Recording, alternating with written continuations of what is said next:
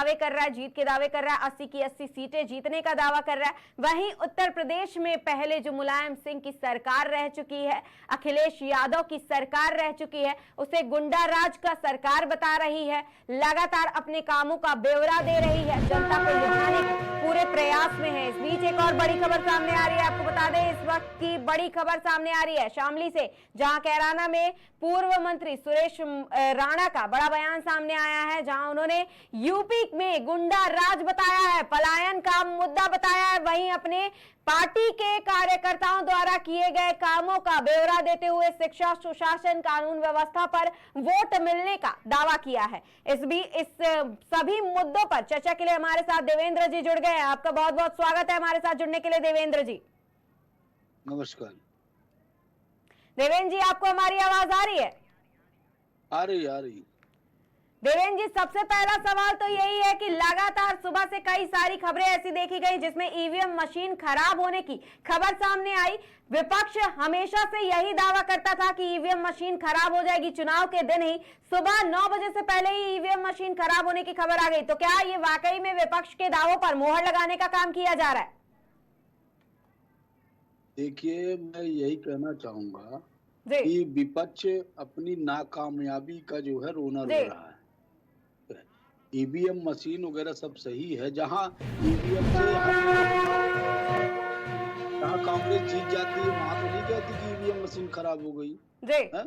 जहां पे उनका जनाधार बिल्कुल नहीं है, धीरे धीरे समाप्त हो रहा है, तो वहां ये ईवीएम मशीन का रोना रोते हैं। और कभी कर्नाटक में नहीं रोते, कभी जहां सफलता मिल जाती है चुनाव में वहां नहीं बोलते कि ईवीएम मशीन में गड़बड़ी है, लेकिन जहां जनादेश उनको नहीं मिलता है तो अपना जो है जमीनी आधार हो चुकी है। आज आपको याद होगा, आजादी के 70 साल गुजर जाने के बावजूद 2014 के पहले आम जनमानस जो है कैसे अपना रहन सहन था। आज लोग झोपड़ी में निवास करते थे, आज मोदी जी के नेतृत्व में समृद्ध भारत और विकसित भारत का निर्माण हो रहा है। तो ये लगातार जनता के बीच में अपना जनाधार खोते जा रहे हैं, इसलिए गाहे बगाहे ईवीएम का भी रोना पड़ रहा है। लेकिन देवेंद्र जी, आप वही नेता हैं, शायद आप पार्टी के वही कार्यकर्ता हैं जो अभी कुछ दिनों पहले तक, एक हफ्ते पहले तक समाजवादी पार्टी में हुआ करते थे। ईवीएम का रोना आप भी रोया करते थे इसी पैनल पर बैठ करके। देखिए, ऐसा है कि वो जो है हमारी नासमझी थी कि जो देश को जो है विकसित और समृद्धशाली भारत बनाने की ओर माननीय नरेंद्र मोदी जी, हमारे देश के यशस्वी प्रधानमंत्री, जिसने देश में गरीबों को जो है आत्मनिर्भर बनाने का काम किया है, महिलाओं को आत्मनिर्भर बनाने का काम किया है, किसानों को, नौजवानों को, तो ऐसी शख्सियत का जिसका जो है आज देश के अंदर नहीं पूरी दुनिया के अंदर जो है। तो इसका मतलब ये है कि ये सारे पहले कार्य देवेंद्र जी पहले नहीं नजर आते थे, पहले नहीं समझ आता था, चुनाव से ठीक 10 दिन पहले नहीं समझ आता था देवेंद्र जी कि नरेंद्र मोदी की सरकार में किसानों के लिए काम किया गया है, महंगाई के ऊपर, बेरोजगारी के ऊपर काम किया गया है। चुनाव से ठीक 2 दिन, एक हफ्ते पहले कैसे समझ आ गया कि नरेंद्र मोदी की सरकार में इतने काम किए गए हैं? किसानों के बारे में किसी ने सोचा जितना माननीय यशस्वी प्रधानमंत्री। लेकिन आप तो वही है ना जो इसी पैनल पर बैठ करके देवेंद्र जी लगातार किसानों के मुद्दों को लेकर के रोना रोते थे कि किसानों के लिए कुछ नहीं किया इस सरकार ने, महंगाई बढ़ा दी है इस सरकार ने। पहले राजनीतिक भटकाव था, हम समझ नहीं पाए। हमने तब गहराई से अध्ययन किया कि भाजपा की जो नीतियां और रीतियां हैं ये भारत को समृद्धशाली देश बनाने के निर्माण में जो है अग्रसर हैं। इसीलिए दलगत राजनीति से हटकर हमने माननीय यशस्वी प्रधानमंत्री की नीतियों से प्रभावित होकर और भगवान राम जो 500 वर्ष तक कैंट में रहे, उन भगवान राम को जो है इतना बड़ा जो है भव्य मंदिर का निर्माण जो है माननीय यशस्वी प्रधानमंत्री जी के निर्देश पर भाजपा परिवार द्वारा, हिंदू समाज के लोगों द्वारा कराया गया। इन सभी चीजों से प्रभावित होकर हम जो है भाजपा में आ गए। भाजपा ही एक ऐसी पार्टी है जो देश के जनमानस को समृद्ध और विकसित और आत्मनिर्भर बनाने का काम कर रहे हैं। देवेंद्र जी, राम मंदिर का जिक्र किया अभी आपने। अब राम मंदिर का जब स्थापना हो रहा था, जब जिसे आप लोग इवेंट और कार्यक्रम का नाम दे रहे थे, उस वक्त भी हम पैनल पर आपको लेकर के बैठे हुए थे। तब तो आप उस कार्यक्रम को, उस चीज को आप इवेंट का नाम दे रहे थे। आप कह रहे थे कि हम नहीं जाएंगे क्योंकि हमें नहीं बुलाया गया है, हमें न्योता नहीं दिया गया है,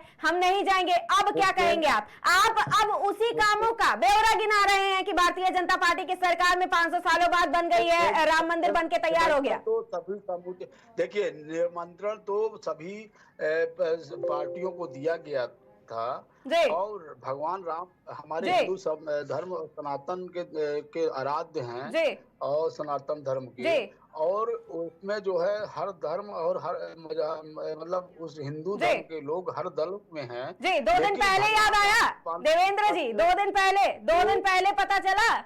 अनदेखा नहीं करना चाहिए, उसमें सबको आना चाहिए क्योंकि हिंदू धर्म किसी लेकिन उस वक्त ये मानसिकता कहाँ थी देवेंद्र जी, जब भारतीय जनता पार्टी चीख के कह रही थी कि हमारे सरकार में ये फैसला आया है, हमने ये कोई इवेंट नहीं रखा है, हम तो भगवान राम को लाने की तैयारी कर रहे हैं। तब कहाँ थे आप लोग जब आप कह रहे थे कि ये इवेंट है, ये इवेंट रखा गया है, निजी इवेंट रखा गया है देश की जनता को लुभाने के लिए। भगवान राम जी के मंदिर के निर्माण में क्या सिर्फ भाजपा वालों ने ही सहयोग किया है? हर व्यक्ति, देश का जन नागरिक ने जो है भगवान राम मंदिर की प्राण प्रतिष्ठा पे जन सहयोग करने का काम किया है। लेकिन तब भी शामिल होने के लिए नहीं गए, तब भी शामिल होने के लिए कोई नहीं गया। इसीलिए तो मन में आघात हुआ ना कि प्रभु हमारे जो आराध्य इष्ट देवता हैं प्रभु श्री राम, ये मन में आघात इतने महीनों बाद कैसे हो गया देवेंद्र जी? पार्टी के मुखिया गए नहीं, ये हमारे मन में आहत हुआ और हमने पार्टी जो है छोड़ के भाजपा ज्वाइन कर ली। इतने महीनों बाद मन में आघात कैसे हो गया देवेंद्र जी? सवाल तो यही है ना कि जो देश की जनता आखिर कहती है, आप खुद ही मुस्कुरा रहे हैं। अब इस मामले पर हम क्या कहें, आप खुद ही मुस्कुरा रहे हैं। देश की जनता कोई झूठ थोड़ी ना कहती है कि नेता किसी के नहीं होते हैं, दल बदलू होते हैं। चुनाव वाले दिन तक के पलटी मार जाते हैं। नीतीश कुमार को पलटी मार कहा जाता है, अब क्या कहा जाए? सपाइयों को क्या कहा जाए? कांग्रेसियों को क्या कहा जाए देवेंद्र जी? आज देश के अंदर किसान आत्मनिर्भर हो गया है, किसानों को किसान सम्मान निधि दिया जा रहा है, महिलाओं को लाडली योजना के तहत भी उपकृत करने का काम किया जा रहा है, महिलाओं के बारे में, नौजवानों के लेकिन अभी तक तो महिलाएं सुरक्षित ही नहीं थी देवेंद्र जी। आप ही की बातें आप ही पर उल्टी पड़ रही हैं। अब 2 दिन पहले तक आपने कुछ और कहा, 2 दिन बाद आप कुछ और कह रहे हैं। कहां से इतना रटाया लाया देवेंद्र जी आपने? अभी तक तो महिलाएं सुरक्षित नहीं थी। देखिए, इतना बड़ा पॉपुलेशन है देश का, हमारे दुनिया के अंदर 150 करोड़ लोग जो है निवास कर रहे हैं, तो थोड़ा बहुत जो है समाज में जो है अपनी घटनाएं होती रहती हैं, कानून सख्त तौर पे नियंत्रण करने का। अब वो हाथरस की घटना नहीं गिनाएंगे आप लोग, मणिपुर की घटना नहीं गिनाएंगे अभी आप देवेंद्र जी, जिसका दावा किया करते थे आप। अब ये घटनाएं थोड़ी बहुत में बदल गई हैं। आप ये बताइए, उत्तर प्रदेश में इतना आतंक का साया था, अब जब से हमारे मुख्यमंत्री माननीय योगी आदित्यनाथ जी आए हैं, तो पूरी कानून व्यवस्था बिल्कुल नियंत्रण में है और अब उत्तर प्रदेश में आम आदमी आधी रात में भी जो है अमन चैन से जो है कहीं भी सफर कर सकता है, घूम सकता है, बहन बेटियां सब सुरक्षित हो गई हैं। नहीं पहले के हालात क्या? तो ये तो आप ही बता सकते हैं ना देवेंद्र जी। आप कहते थे आपकी सरकार को कोई गुंडा राज का सरकार कह देता था, सपाइयों को कोई गुंडा कह देता था तो आप लोग भड़क जाते थे, पैनल पे ही बैठ करके आप लोग भड़क जाते थे। लेकिन अब आप उसी सरकार को गुंडा खुद ही कह रहे हैं। एक बात कहना चाहता हूँ कि हमारे देश के यशस्वी प्रधानमंत्री जी की जो नीतियां हैं देश को समृद्धशाली और विकसित भारत बनाने की, उससे मैं बहुत प्रभावित। तो मतलब प्रभावित देवेंद्र जी, प्रभावित आप 2 दिन पहले हुए। इस बार पूरे देश के अंदर 400 पार का नारा देके भाजपा मैदान में है और प्रभु श्री राम चाहेंगे तो 400 के पार का आंकड़ा हम लोग अर्जित करेंगे। इतना कहना चाहते। लेकिन देश की जनता को कैसे भरोसा दिलाएंगे? कांग्रेस को लोग नकार चुके हैं।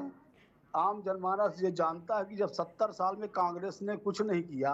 देवेंद्र जी, अब देश की जनता आप जैसे कार्यकर्ताओं, आप जैसे नेताओं पर क्यों भरोसा करे? 2 दिन पहले तक आप लोग सपा के लिए गुणगान गाते थे, 2 दिन बाद आप भाजपा के लिए गुणगान गा रहे। अब मतदान कहां करे देश की जनता? जब उनके प्रतिनिधि ऐसा करेंगे, उनके उम्मीदवार उनके जो सामने हैं, उनको रिप्रेजेंट कर रहे हैं, वो ऐसा करेंगे तो वो आखिर भरोसा किस पे करेगी? और सपा का पतन तो निश्चित है, क्योंकि उनके नेता ही 2 दिन पहले इतनी बड़ी पलटी मार रहे हैं कि उससे पहले अगर पलटी मार देते तो कहीं ना कहीं सपा संभल जाती। समाजवादी पार्टी अब समाजवाद के ढर्रे से भटक चुकी है। ठीक है, समाजवाद के ढर्रे से समाजवादी पार्टी भटक चुकी है। ठीक है, अब समाजवादी पार्टी एक परिवार की पार्टी हो गई है और मोदी जी के बढ़ते हुए प्रभाव के चलते अब देश के अंदर जितनी भी प्राइवेट लिमिटेड कंपनियां पार्टी हैं वो सब अब समाप्ति की ओर हैं। तो हमारे साथ वरुण जी भी जुड़ गए हैं। देवेंद्र जी, हमारे साथ कांग्रेस से वरुण जी भी जुड़ गए हैं। वरुण जी, आपको हमारे आवाज आ रही है? चाहे कांग्रेस पार्टी हो, वन मैन शो है यहाँ पे। भाजपा एक परिवार है। भाजपा में हर धर्म, हर मजहब के लोग हैं और सबको सम्मान दिया जा रहा, सबको उचित स्थान दिया जा रहा है। और कांग्रेस तो एक परिवार, तो मतलब साफ साफ कह रहे हैं, साफ साफ देवेंद्र जी साफ साफ आप आरोप लगा रहे हैं ना कि ना ही कांग्रेस और ना ही सपा, दोनों में से किसी में भी ना ही परिवार की तरह दर्जा दिया जाता था, ना ही कोई इज्जत मिलती थी पार्टी के कार्यकर्ताओं को। मैं ये कह रहा हूँ कि एक परिवार की प्राइवेट लिमिटेड कंपनी है ये। जी, आप वही हैं जो परिवारवाद पर भी लगातार आरोप और प्रत्यारोप करने से चूकते नहीं थे देवेंद्र जी। इसी पैनल पर बैठ करके लगातार परिवारवाद पर भी घेरा करते थे। भाजपा में हर धर्म, हर मजहब, ऊंची जाति, निम्न जाति, मध्यम जाति, सभी को सम्मान देने का काम किया जा रहा। सभी को भाजपा के अंदर सबको नेतृत्व देने का काम किया जा रहा। सबको MP MLA की टिकट के जो है संसद पहुंचाने का काम भाजपा कर रहा। भाजपा एक परिवार। वरुण जी से पूछ लेते हैं, आखिर उनके पार्टी में ऐसी क्या कमी रह गई है? गठबंधन में ऐसी क्या कमी रह गई? वरुण जी, आपको हमारी आवाज आ रही है? देखिए, अब कांग्रेस पूरी तरह से साफ हो चुकी है। वरुण जी, अपने माइक को अनम्यूट कर लीजिए। अब इस बार के इलेक्शन में तस्वीर साफ हो जाएगी। जी, वरुण जी, आपको हमारी आवाज आ रही है? जी मैडम, जी। वरुण जी, हमारे साथ पैनल पर देवेंद्र जी जुड़े हुए हैं भाजपा से। और देवेंद्र जी अभी 1 हफ्ते पहले तक सपा में हुआ करते थे। 1 हफ्ते बाद उनका जो है वो कहीं ना कहीं उन्हें समझ आया कि उनके पार्टी का पतन हो रहा है, या फिर उनको सपा के काम समझ में नहीं आ रहे हैं और गठबंधन के काम समझ में नहीं आ रहे हैं। गठबंधन में इज्जत नहीं दिया जाता था। इस पर आप क्या कहेंगे? अब कैसे गठबंधन आखिर आगे बढ़ेगा? क्योंकि जब आपके पार्टी के कार्यकर्ता, आपके पार्टी के नेता ही 1 हफ्ते 2 दिन पहले तक पार्टी को छोड़ करके इतनी बड़ी पलटी मार जा रहे हैं। नीतीश कुमार को आप लोग पलटी मार कहा करते थे, अब क्या कहेंगे? मैडम, जिस तरीके से मैंने आपने जो क्वेश्चन पुट अप किया, मैं आपको बताना चाहूंगा, इस समय एक लीडरशिप चल रही है कहीं ना कहीं संविधान और लोकतंत्र को बचाने की, और दूसरे टाइप की जो लीडरशिप है वो कहीं ना कहीं अपने स्वार्थों को और बनाया हुआ बड़ा साम्राज्य उसे बचाने की। तो कहीं ना कहीं पूरी तरीके से, चाहे कांग्रेस के लीडर हो चाहे सपा के लीडर हो, आखिर इनकी मंशा के ऊपर साफ प्रश्न खड़ा होता है कि इतने समय तक सेवा पार्टी को देने के बाद आपको पार्टी ने सब कुछ दिया, आखिर क्या परिस्थितियां हैं कि आज जब पार्टी एक माँ की तरह होती है। ठीक है, आज अगर हम सत्ता में नहीं है, विपक्ष में, तो साहब हमें संघर्ष करना चाहिए। तो कहीं ना कहीं इन लोगों को चिन्हित करना चाहिए, चाहे हमारे दल का हो चाहे सपा का हो, इन लोगों को चिन्हित करना चाहिए और भविष्य में इन जैसे नेताओं को कतई पार्टी में तवज्जो क्या, इनकी एंट्री नहीं होनी चाहिए। क्योंकि इस बुरे दौर में साहब जब ये छोड़ के जाते हैं तो एक चीज और भी है कि हो सकता है इनके ऊपर CBI ED का खौफ हो, इन्होंने संपत्तियां बनाई हो, तमाम इनके काले कारनामे हैं, हो सकता है उस वजह से पार्टियां छोड़ रहे हैं। देवेंद्र जी, जवाब दीजिएगा वरुण जी के सवालों का, इतने बड़े आरोपों का, कि कहीं ना कहीं आपके ऊपर भी ED की तलवार लटक रही हो जिसकी वजह से आप पार्टी छोड़ करके भाग गए। मैं आपसे ये कहना चाहता हूँ, जहां तक संविधान की रक्षा सुरक्षा की बात का दावा कर रहे हैं कांग्रेस वाले, यही बाबा भीमराव अम्बेडकर जी, बाबा भीमराव अम्बेडकर को सन 1942 में 48 में कांग्रेसियों ने ही चुनाव हराने का काम किया था।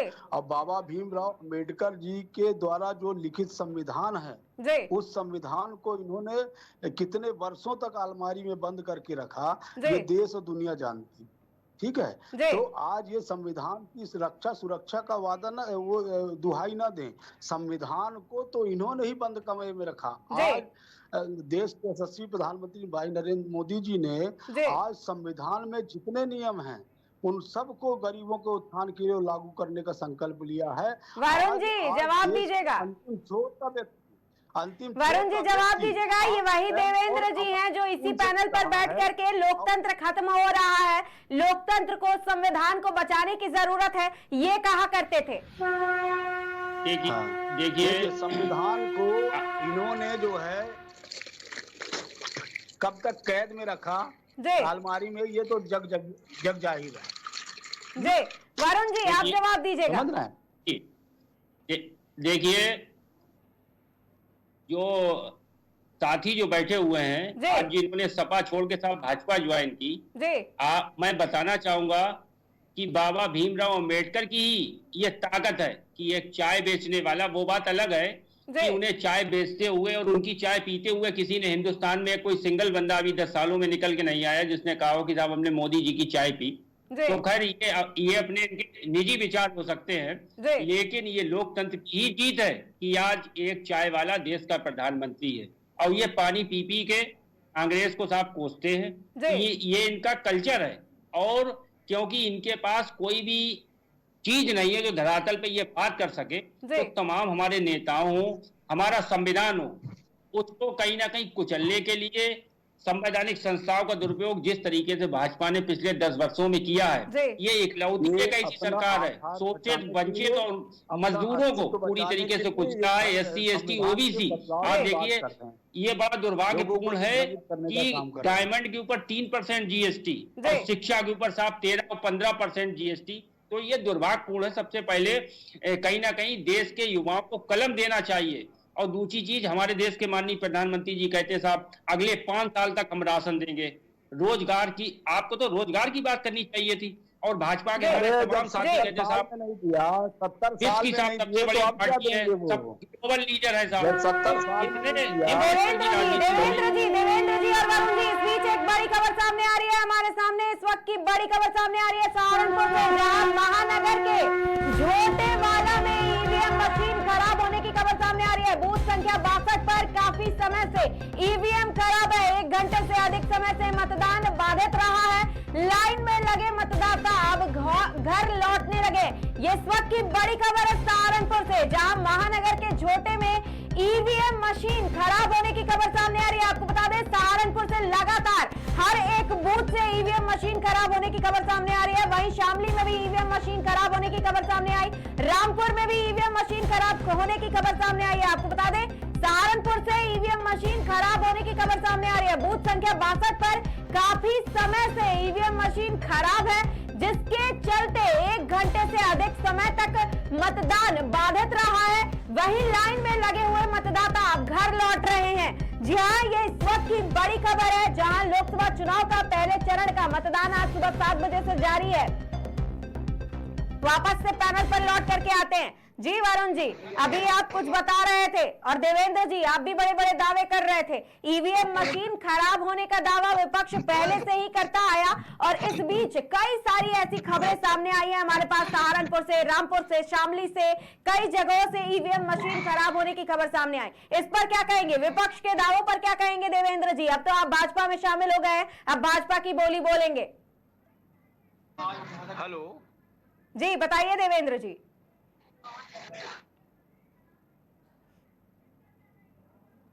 जी देवेंद्र जी आपको हमारी आवाज आ रही है? वरुण जी आप जवाब दीजिएगा। लगातार से विपक्ष एक ही बात कह रहा था कि ईवीएम मशीन खराब होगी, ईवीएम मशीन हैक होगी, और यही काम अब देखने को सुबह से मिल रहा है।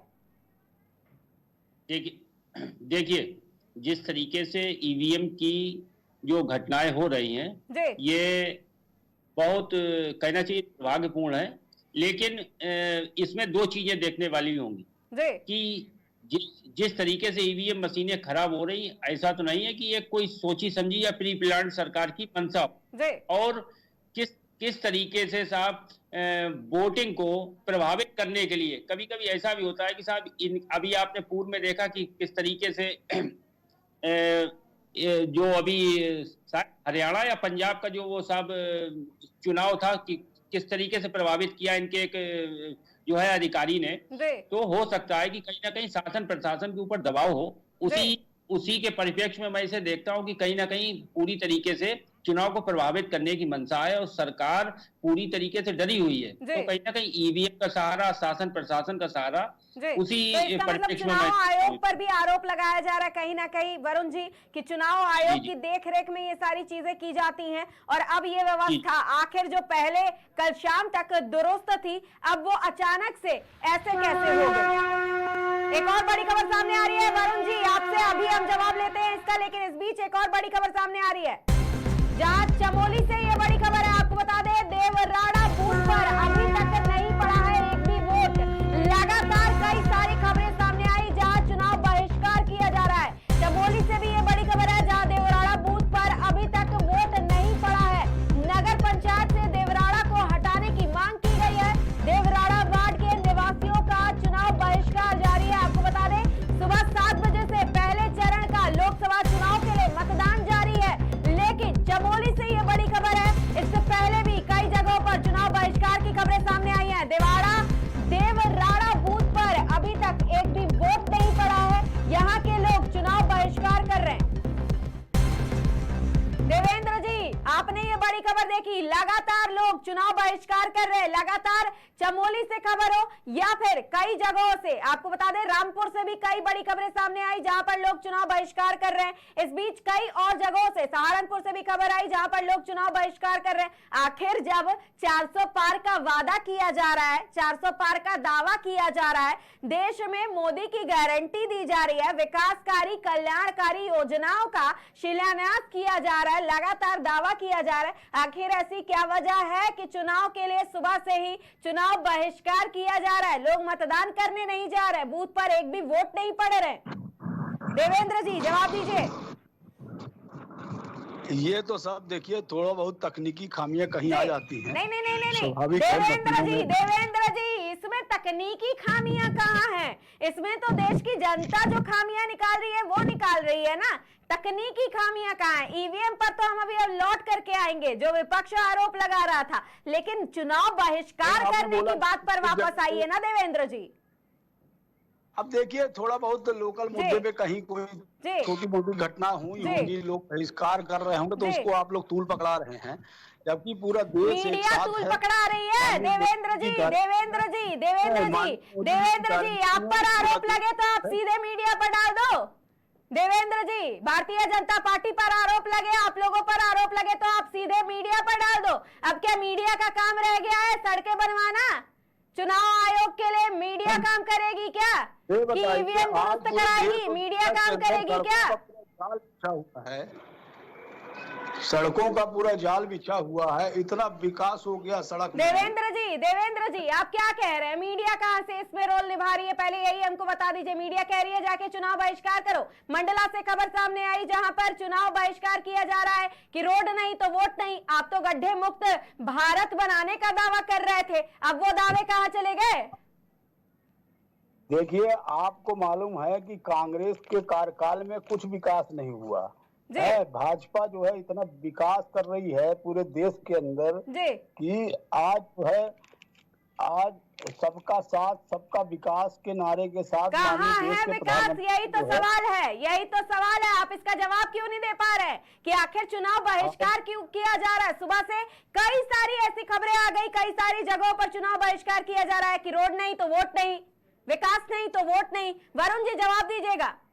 जी देखिए, जो भाजपा में अभी आए हैं, शायद पैनलिस्ट भाजपा ही ज्वाइन किया है जो, तो आप देखिए कि स्वयं ये कंफ्यूज है। दूसरी चीज, ये देखिए मोदी जी की गारंटी साफ धरातल पे नजर आ रही है साहब। रोड नहीं तो वोट नहीं, जनता बहिष्कार कर रही है वोटों का। और भाजपा के हमारे साथी कह रहे हैं साहब ये कहीं ना कहीं तकनीकी खराबी है। तकनीकी खराबी तो साहब ईवीएम में नजर आती है, लेकिन वहां भी कहीं ना कहीं शासन प्रशासन के ऊपर किस तरीके से आप लोग प्रेशराइज करके आप अपना काम करवाते हैं, ये जग जाहिर है, सबको पता है। दूसरी चीज आप ये देखिए, नहीं तो जीते जाते इंसान में तकनीकी खराबी कहाँ हो गई देवेंद्र जी? हमको इसी सवाल का जवाब चाहिए। नहीं, ईवीएम की बात की ना आपने, ईवीएम बंद है बहुत सारी जगह। हम चुनाव बहिष्कार की बात कर रहे हैं देवेंद्र जी, चुनाव बहिष्कार की बात कर रहे हैं, रोड नहीं तो वोट नहीं की बात कर रहे हैं, विकास नहीं तो वोट नहीं की बात कर रहे हैं। ईवीएम पर हम अभी लौट करके आ जाएंगे, वो तो विपक्ष का सवाल है, लेकिन देश की जनता भी तो अभी सवाल और जवाब दोनों कर रही है चुनाव में ही। इसका जवाब दीजिए ना। हम चुनाव बहिष्कार की बात कर रहे हैं साफ सीधी। रोड में कहीं भी बहुत जगह पे प्राइवेट लैंड आते हैं, कभी जो है प्राइवेट लैंड का रिक्वायरमेंट नहीं हो पाता और थोड़ा सा समय लग जाता है अधिकारियों को, तो इस कारण से समय लग गया। देवेंद्र जी हम पूरा ब्यौरा लेके बैठे। देवेंद्र जी कहाँ समय लग गया? चमोली में समय लग गया, मंडला में समय लग गया, सहारनपुर में समय लग गया, मुरादाबाद में समय लग गया है, शामली में समय लग गया। कहाँ समय लगवाएंगे आप? रामपुर में समय लग गया। ये सारे एक जगह तो ये है नहीं जहाँ चुनाव बहिष्कार किया जा रहा है। हाल था प्रधानमंत्री सड़क योजना का, जो योजना चालू की गई माननीय प्रधानमंत्री पूर्व प्रधानमंत्री अटल बिहारी वाजपेयी जी के जमाने पे प्रधानमंत्री ग्राम सड़क योजना का शुरुआत की गई। गांव-गांव को जो है नेशनल हाईवे से जोड़ा गया। रोड का विकास जो है जितना भाजपा की सरकार में हुआ आज तक नहीं हुआ। कांग्रेस ने 70 साल में जो है अपना विकास किया, एक परिवार का विकास किया, कुछ लोगों को, चंद लोगों का विकास किया, लेकिन आम जनता को विकासशील और आत्मनिर्भर बनाने का काम नहीं किया। इसीलिए आज पूरा देश भाजपामय हो गया है। आज पूरा देश को मोदी जी की गारंटी पे भरोसा है और जून में रिजल्ट आने दीजिए। जितने आरोप प्रत्यारोप हैं सबका जवाब जनता देगी। कैसे रिजल्ट आएगा देवेंद्र जी? वरुण जी आप जवाब दीजिएगा। परिवारवाद पर कितना सारा कुछ बोल डाला देवेंद्र जी ने, चुनाव बहिष्कार पर बोल ही नहीं रहे। वो कह रहे हैं कि लगातार मोदी की गारंटी और मोदी की गारंटी पर देश की जनता मतदान कर रही है, लेकिन हर जगह चुनाव बहिष्कार किए जा रहे हैं। ऐसा कुछ नहीं है। छोटी मोटी बहुत जगह पे जो है कांग्रेस के लोग जो है हो सकता है कि इनको दिग्भ्रमित कर रहे हो, है ना। और वरुण जी जवाब दीजिएगा। कांग्रेस के लोग कहीं ना कहीं ऐसा कर रहे हो जिसकी वजह से जो लोग चुनाव बहिष्कार करने पर उतारू हो गए। बड़ा आरोप देवेंद्र जी। अभी कुछ दिनों पहले तक देवेंद्र जी तब मुस्कुरा रहे हैं। वरुण जी, देवेंद्र जी अभी कुछ दिनों पहले तक सपा में हुआ करते थे और अब किस तरह से भारतीय जनता पार्टी के कामों का ब्यौरा दे रहे हैं। जी देखिए देश के मन में मोदी है। देवेंद्र जी वरुण जी से जवाब ले ले, उसके बाद हम देखते हैं देश के मन में मोदी है कि नहीं है। देखिए मोदी जी कहीं ना कहीं पूरी तरीके से फेल हो रहे हैं। मोदी जी की पार्टियां फेल होते नजर आ रही है। वही हम आप सब देख रहे हैं, चाहे चमोली हो, चाहे रामपुर हो, चाहे मंडला हो, चाहे शामली हो। दूसरी चीज, हमारे अभी नए जो पैनलिस्ट हैं वो नई भाजपा ज्वाइन की है, तो आप समझिए कि ये स्वयं इतने बड़े लेवल पे कंफ्यूज हैं कि साहब 70 सालों के लिए भाजपा को कोच रहे हैं। मैं इनसे एक सवाल पूछना चाहता हूं, स्वर्गीय अटल बिहारी वाजपेयी जी, आप तो अपनी भी सरकारों के ऊपर कहीं ना कहीं प्रश्न चिन्ह खड़ा करते हैं। साहब उनकी सरकार नहीं 70 सालों में रही, कितनी सरकारें भाजपा ने साहब बनाई या भाजपा के सहयोगियों ने बनाई। और दूसरी चीज, आपने कहा कि आत्मनिर्भर भारत, पूरे देश की सरकारी संस्थाओं को बेचने का काम अगर सबसे बड़ा किसी को जाता है तो माननीय प्रधानमंत्री मोदी जी को। दूसरी चीज, चाहे इकोनॉमी की बात करिए, चाहे हंगर इंडेक्स की बात करिए, चाहे युवाओं की बात करिए, चाहे किसानों की बात करिए, हर क्षेत्र में कहीं ना कहीं पूरी तरीके से भाजपा फेल साबित हुई है। 2 करोड़ रोजगार पे ये भाजपा बात नहीं करती है साहब, किसानों के मुद्दे पर साहब ये बात नहीं करती। तो पूरी तरीके से ये जुमलेबाज सरकार है और वही चीजें किसानों के मुद्दे पर भी जवाब देंगे, और अभी ये पैमाना और बढ़ता चला जाएगा। जिस फेज में ये चुनाव आगे बढ़ता जाएगा उतनी ही चीजें धरातल पे आप लोगों को और हमको सबको देखने को मिलेंगी। इनका 2024 में पूरी तरीके से सुपड़ा साफ होगा और उनकी जाने की तैयारी हो गई। एक चीज मैं 1 मिनट रोकना चाहूंगा, गृह मंत्रालय के जो 2nd फ्लोर पे जो आग लगी है वो बहुत कुछ बताता है साहब कि आने वाला 2024 एक नई पटकथा लिखने जा रहा है। लेकिन इस पर आप क्या कहेंगे वरुण जी? वरुण जी, एक सवाल विपक्ष से भी है कि लगातार खबरें सामने आई, इस बीच गठबंधन से जुड़ी हुई भी एक खबर सामने आई जहां सपा के 40 से 50 कार्यकर्ता लगातार लोगों को परेशान करने का काम कर रहे हैं, बूथ एजेंट्स को परेशान करने का काम कर रहे हैं, उनको पुलिस ने अपने पास बिठाया हुआ है। इस पर क्या कहेंगे कि लगातार इस तरह के काम आखिर गठबंधन कर क्यों रहा है? क्या वाकई में वो भारतीय जनता पार्टी से इतना घबरा गया है कि अब उनको ये सब करना पड़े? देखिए, आपके द्वारा मुझे जानकारी मिली, मैं एक ही चीज कहना चाहूंगा, चाहे गठबंधन का प्रत्याशी, चाहे कांग्रेस का हो या सपा को या किसी अन्य दल का, अगर कानून को अपने हाथ में लेगा तो कानून को ये जिम्मेदार भी होना चाहिए और वो जो भी कार्रवाई होगी वो कानूनी प्रक्रिया के तहत होनी चाहिए, चाहे हमारा कार्यकर्ता हो चाहे सत्ताधारी का। अगर गलत काम करता है तो दोषियों को बख्शा नहीं जाना।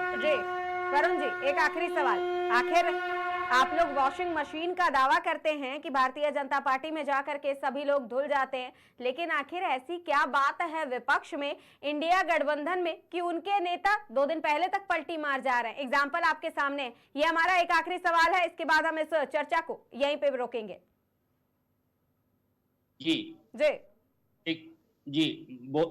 मैं अपनी बात रखूं? जी वरुण जी, बताइए। जी देखिए, मैंने आपसे पहले भी कहा, तमाम परिस्थितियां हैं, क्षेत्र वाइज अपना अपना एरिया है और लोगों ने क्या किया।